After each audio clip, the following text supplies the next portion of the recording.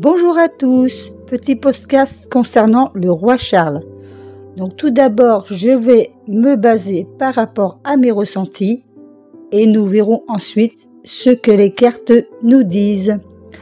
Alors tout d'abord, ce que je ressens de lui, sa carrière, sa destinée, d'une manière générale, devrait connaître des changements soudains sur cette année. Sa vie sera perturbée. Il ne saura pas quelle direction prendre sur cette année. Il est possible que ce soit lui qui initie les changements, mais il est possible également qu'il s'impose à lui, probablement à cause de ses problèmes de santé. C'est une période émotionnellement difficile pour lui. Des événements dans sa vie familiale, son quotidien peut l'affecter profondément. Il est évident, selon moi, qu'il ne restera pas aussi longtemps que sa mère sur le trône. Il arrive à la fin de quelque chose. Il pourrait faire une annonce d'ici à 3 mois, entre 1 mois et 3 mois, pour une quelconque démission, par rapport sans doute à ses problèmes de santé. C'est probablement William qui prendra le rôle de leadership, qui prendra le pouvoir, mais il y aura beaucoup d'angoisse à ce sujet s'il devenait roi. Donc voilà pour un premier point. Nous allons voir avec les cartes.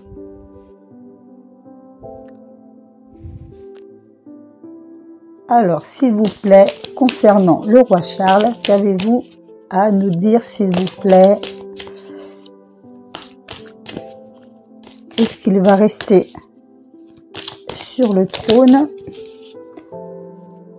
Va-t-il connaître des bouleversements, des changements dans sa vie, s'il vous plaît?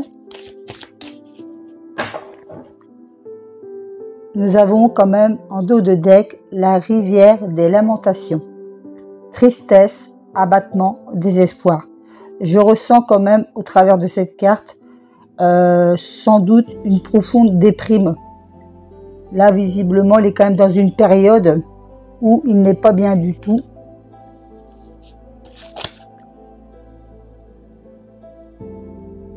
Donc, je continue pour le roi Charles. À la coupe, nous avons la confusion, la désorientation et le désordre. Donc on voit quand même qu'il est quand même assez confus, assez inquiet, probablement par rapport à ses problèmes de santé aussi. Mais on lui demande de lâcher prise avec la sérénité éthérée.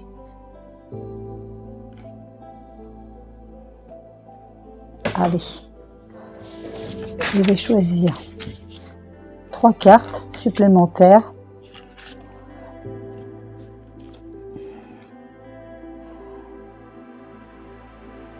Donc là, nous avons la carte de la fragilité, de la vulnérabilité et de la faiblesse.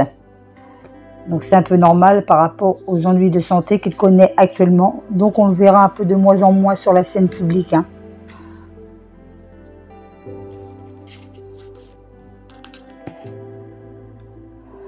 La carte du duel de loup, conflit, adversité, opposition.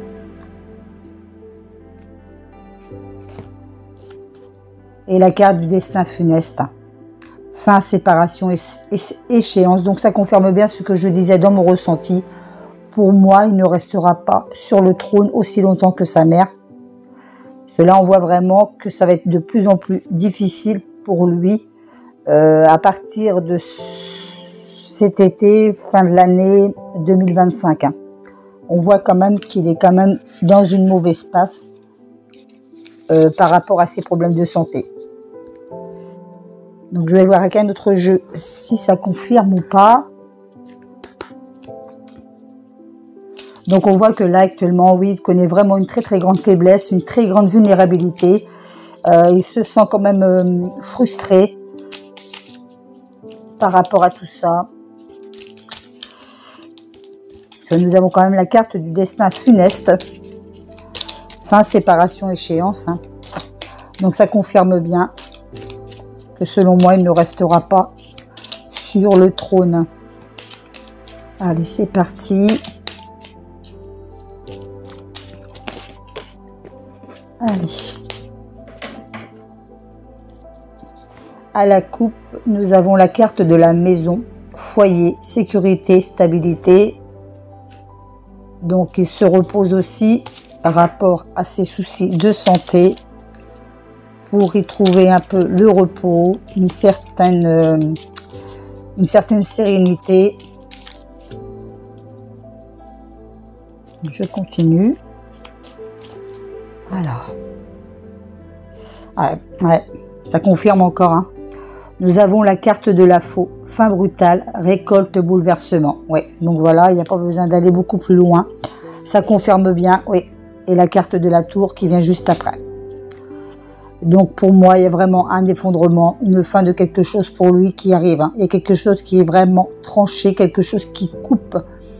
Donc pour moi, je me répète, sur cette fin d'année, son état de santé va s'aggraver. Et pour moi, il ne restera pas sur le trône. Hein. Donc possiblement, en 2025, c'est peut-être son fils, Williams, qui va prendre la relève, qui va prendre le pouvoir.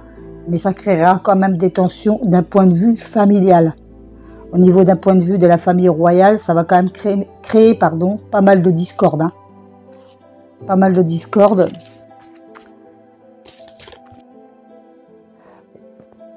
Selon les cartes et mon ressenti, on voit quand même qu'il est vraiment quand même pas bien, même émotionnellement parlant. Il ne sait pas quelle décision prendre, mais en même temps, je pense qu'il n'aura pas trop le choix. De toute façon, il n'aura pas la force de continuer. Hein. Il ne fera pas de vieux os, contrairement à sa mère. Hein. Allez.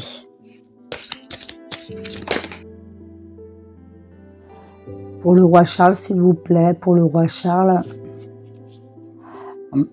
Et pour finir, on a la carte du refuge oublié, isolement, repli, abandon. Ouais. Donc ça confirme bien.